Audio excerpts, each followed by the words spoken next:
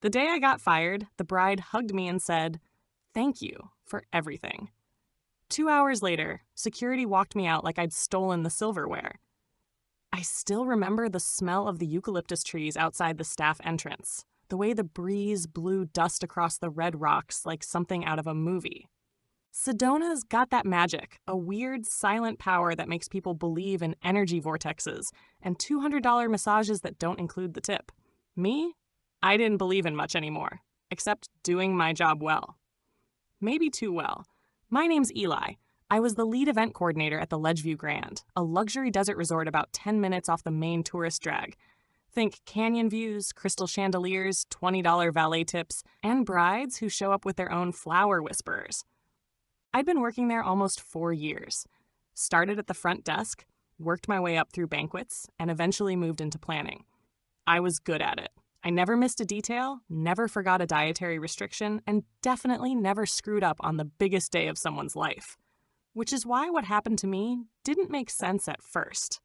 But it does now. Looking back, it makes perfect sense. The wedding that set everything in motion belonged to a woman named Claire Monroe, daughter of a retired tech exec from Scottsdale, with a guest list filled with influencers, investors, and enough Botox to paralyze a small village. Claire wasn't mean. She was just curated. Everything about her life was a brand, down to the way she signed emails with lowercase letters and 3 dots. Her fiancé, Nathan, was forgettable in that trust fund Patagonia kind of way, but Claire made up for it by micromanaging everything. I wasn't intimidated. I'd handled more chaotic brides than her. What made this event tricky wasn't Claire, it was Riley Chen. Riley was technically my assistant coordinator, but you'd never know it by the way she introduced herself to vendors. "Hi, I'm Riley. I'll be managing the Monroe wedding." Managing, not assisting, not supporting. Managing. She'd only been with us 6 months, and somehow she'd already made herself cozy with Marla Jensen, the general manager. Marla ran the resort like it was a fashion show. Smiles for the front, stress sweats in the back. She was all about appearance, press, and keeping our 5-star reviews sparkling. And Riley? Riley was her pet project. I knew Riley didn't like me. Not in the dramatic, sabotage your car brakes way. More like the subtle, undermining kind of dislike. The kind where she'd copy me on emails she forgot to forward, or change minor details in the schedule and act like I was the one who missed them. It was small stuff, but it added up. Still, I kept my head down, because Ledgeview wasn't just a job. It was mine. It was the only place I'd ever felt competent, like I wasn't just clocking in, but actually doing something I was meant to do. So when Claire's wedding came around, I went all in. 6 months of planning, floor plans, backup vendors, customized lighting. I even had emergency Plan B bags for each bridesmaid. Tissues, Band-Aids, mini deodorant sticks. I thought of everything. But Riley, she thought of one thing. And that was how to push me out. 3 days before the wedding, Claire's mother called in a panic. Something about the centerpiece samples not matching the ones she'd approved.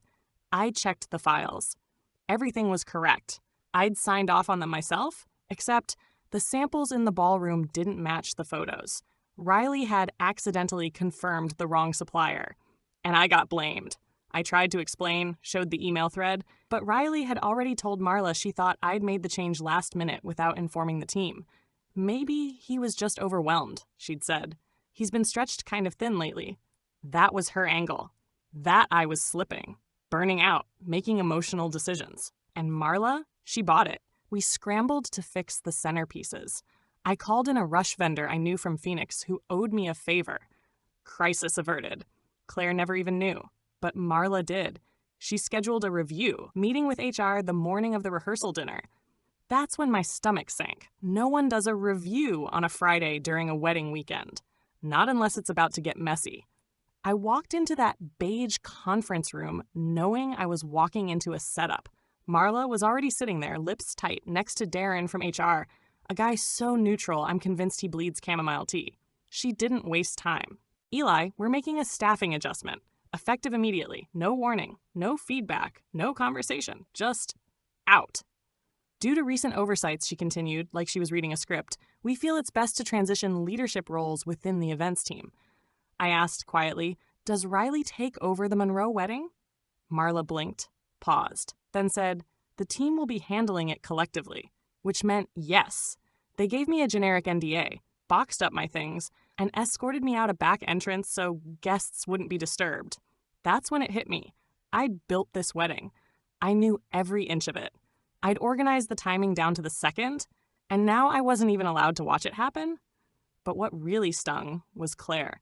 Just 2 hours earlier, she'd hugged me during the final walkthrough, told me I was the only person keeping her sane. Said she'd be telling everyone to hire me.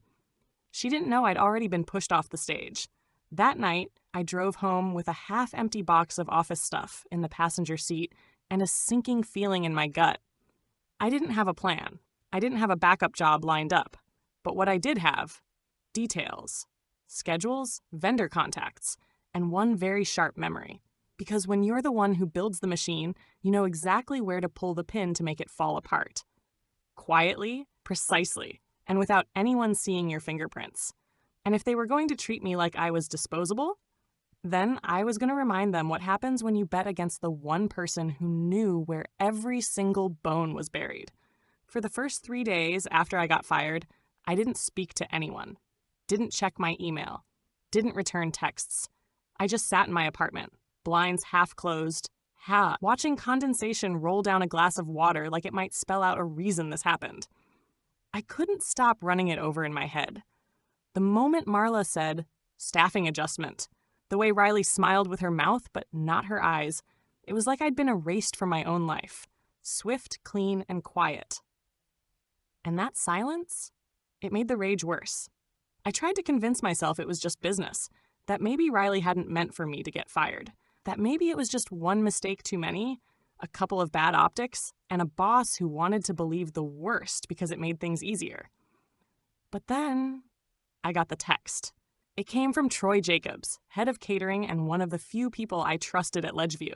We weren't best friends or anything, but we'd worked shoulder to shoulder through enough 12-hour days to know each other's tells. "Troy, hey man, I know you're laying low, but you should know something. Got time to talk?" I called him immediately. He didn't even say hello, just jumped right in. "You remember the vendor switch with the centerpieces?" "Yeah. It wasn't your signature on the approval form. I saw it." "What?" "I mean, it looked like your signature, but I've seen you sign things for years. This one was too clean, almost like copied and pasted." That's when it clicked. They'd forged my sign-off. Or maybe not forged, just repurposed. Found something I had signed, slapped it onto the wrong doc, and let it quietly set me up to take the fall. I felt cold, numb. "You think Riley did it?" I asked. Troy paused. "Then I think Riley let it happen, and Marla let her." Now, I wasn't surprised that Riley had played dirty. What I wasn't expecting was how many people had known, or at least suspected. Troy told me that word had been going around quietly after I left. A few of the banquet servers had started asking questions. Someone from the floral vendor team was furious they'd been switched without a proper walkthrough, but nobody had said anything out loud. Because in a place like Ledgeview, the unspoken rule was, protect the brand. Even if someone gets trampled under it, it made me think back to my dad. He used to be a groundskeeper at a fancy hotel in Flagstaff when I was a kid. Blue collar all the way. Tool belt, flannel, work boots that never lost the mud smell. But he took pride in that job. Said, "You don't gotta wear a suit to matter in a place like this. Just know what the hell you're doing." He died before I got the Ledgeview job. I always wished he'd seen me in that role. Wearing a radio, coordinating 3 events at once, walking through the lobby like I belonged. He'd have loved that. So when I got fired for something I didn't do, it felt like a betrayal, not just of me, but of everything I'd tried to prove to myself. Troy's call didn't just confirm the truth. It gave me something I hadn't felt in days. Purpose. And I realized I didn't want to destroy the wedding. That would have been easy. Call the vendors, cancel things, maybe let the cake melt in the sun. No, I wanted to destroy the illusion. The polished mask Ledgeview wore like a crown. I wanted Marla, Riley, all of them to feel what I felt. Exposed, humiliated, thrown aside, but in a way that still looked accidental. Elegant, even, and I knew exactly when to do it. Claire Monroe's wedding was still happening that weekend, and I still had everything. The original run of show, the vendor contacts, the setup schematics, Claire's custom lighting cues, playlist backups, and even the floor plan with emergency spill zones marked in red. Why? Because I'd built the thing from scratch. And because Riley was lazy enough to keep my structure without checking the seams. The tricky part was getting in. LedgeView had a strict vendor check-in policy. Wristbands, clipboards, the whole deal. But I wasn't going in through the front. I texted Troy, "Still got that spare catering jacket?" He replied with a photo of it. Hanging in the back room, we made a plan. The morning of the wedding, I showed up at the back entrance at 6:45 a.m., just before the prep teams arrived. Troy met me near the dumpsters, handed me the jacket, and said, "You sure about this?" I nodded. I wasn't going in to cause a scene. I was going in to cause cracks, tiny ones, in just the right places. First, the audio cues. I slipped into the AV booth before the tech team arrived, swapped the labeled USB Claire had pre-approved with an identical one, except I'd altered it ever so slightly. Instead of her curated walk down the aisle instrumental, they'd get a royalty-free stock track that sounded like elevator music with a hangover. Instead of the father-daughter dance song, I replaced it with a karaoke instrumental of Sweet Caroline. Nobody would notice until it was too late. Next, the custom cocktail station. Claire had designed a drink menu called Love Elixirs. Lavender spritzes, gold-rimmed martinis, all hyper-specific. I found the menu file Riley had used and emailed the printer with urgent final edits. Swapped all the names to painfully awkward phrases like groom juice and she said maybe. Again, small. But in a wedding this curated, image was everything.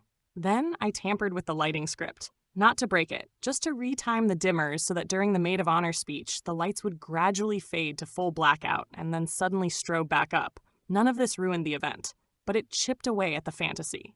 People whispered. Vendors glared. Claire's face, according to Troy, looked like it was trying not to twitch off her skull.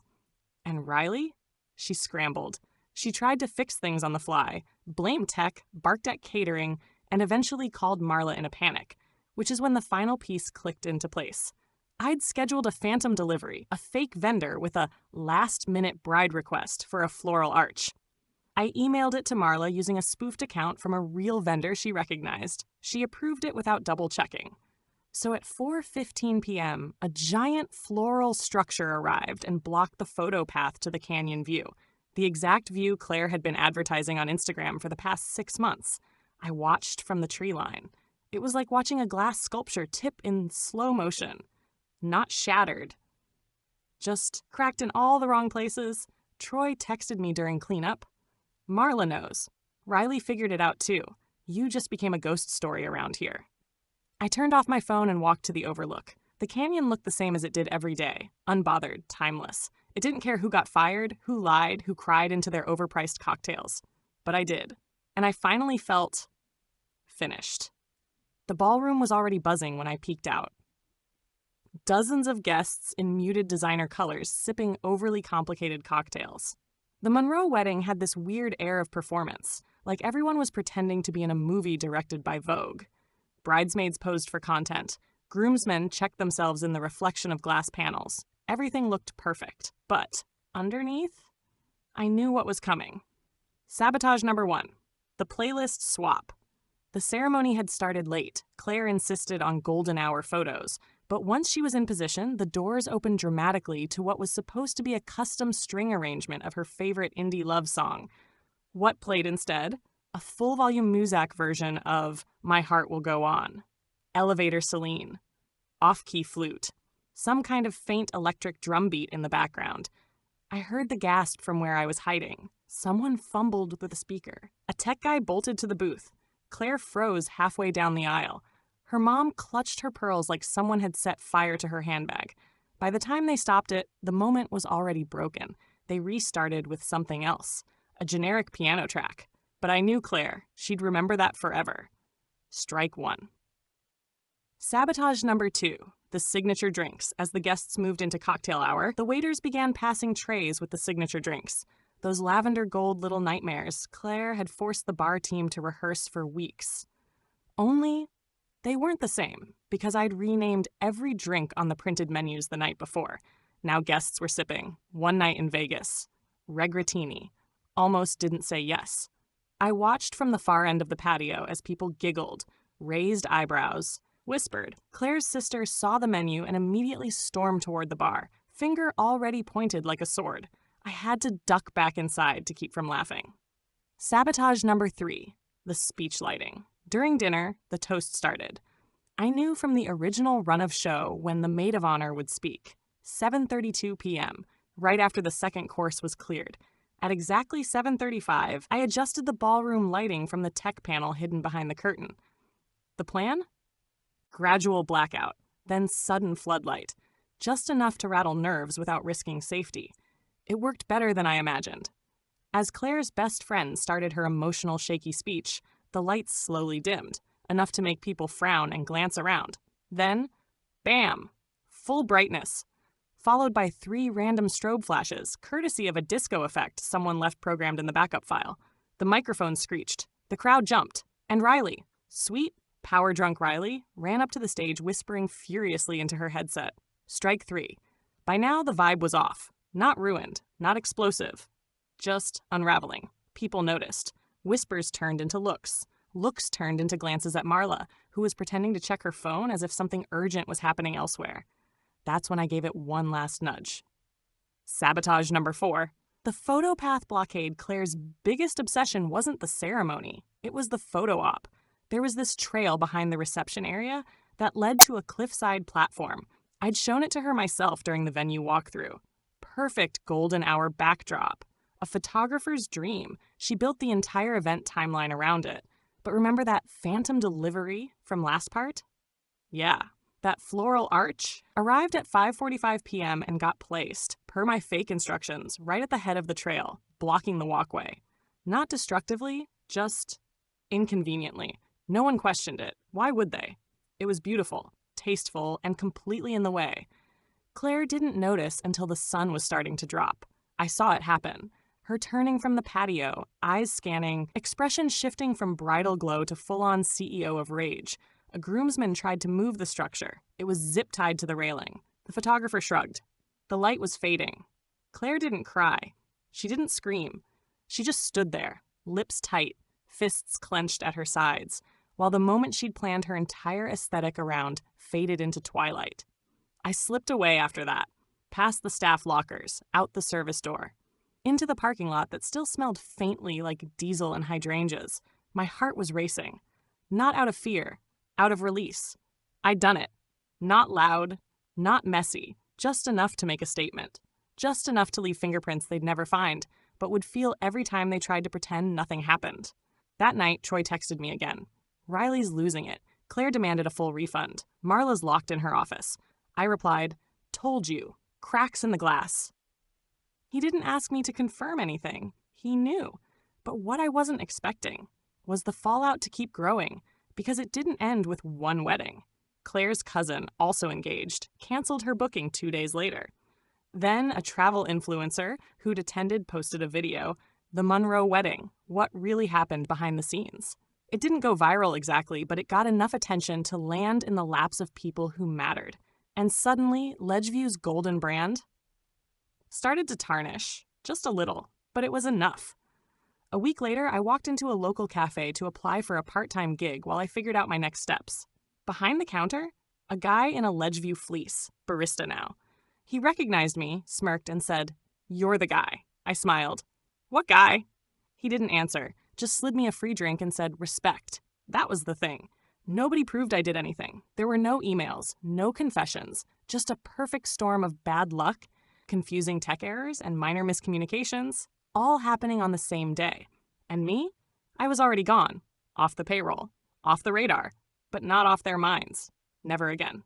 2 weeks after the Monroe wedding, Ledgeview quietly posted a job listing on a staffing site that catered to resort professionals.